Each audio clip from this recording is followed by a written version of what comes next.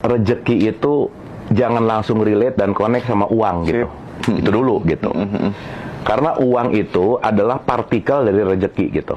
Nah, mungkin yang pengen saya dalamin dulu bahwa apa sih sebetulnya rezeki yang paling tinggi yang bisa dimiliki kita sebagai manusia? Satu sih mas, rezeki tertinggi dari seorang manusia adalah kebijaksanaan. Bijaksana. Itu wisdom. Kalau pakai bahasa Quran disebut hikmah gitu mas. Makanya sorry ya, duit banyak nggak ada wisdom, stres. Betul. Jabatan tinggi nggak ada wisdom, nggak mau lepas. Bisa post power syndrome gitu. Jadi kalau kita ngomongin derajat, Quran tuh bilang bahwa harta lah apa, itu tuh yang kecil sih sebenarnya. Nah yang menarik adalah kalau kita mati-matian nyari yang kecil tapi nggak dapat yang gede yang namanya kebijaksanaan, itu kita dalam kondisi apapun akan jadi toxic sukses tetap. Mas Chandra masih ingat kan kita pernah bicara tentang 100 orang yang paling sukses di dunia. 90%-nya hidupnya nggak bahagia kok. Matinya suicide juga gitu.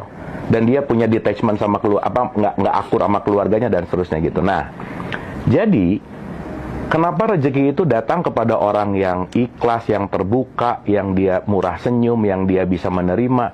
Karena untuk menjadi bijaksana, kata kuncinya adalah bagaimana aku bisa menerima realitas itu dulu sih sebetulnya. Karena begitu aku dan kita, siapapun yang menyaksikan ini sudah bisa menerima realitas, artinya kita sudah mengakses kepada titik yang namanya wisdom gitu. Urusan ukuran dan seterusnya tergantung kita mau ngegedein wadah atau enggak sih gitu sebetulnya. Makanya kenapa sih penting banget untuk ngeberesin gini mas? Jangan nanya kenapa dia sukses, tapi tanyalah kebiasaan apa yang dia lakukan, kenapa dia sukses gitu. Kenapa dia duitnya bisa banyak, apa habits yang dia lakukan gitu. Berarti kan si habits ini adalah pola yang dia lakukan dalam bentuk program.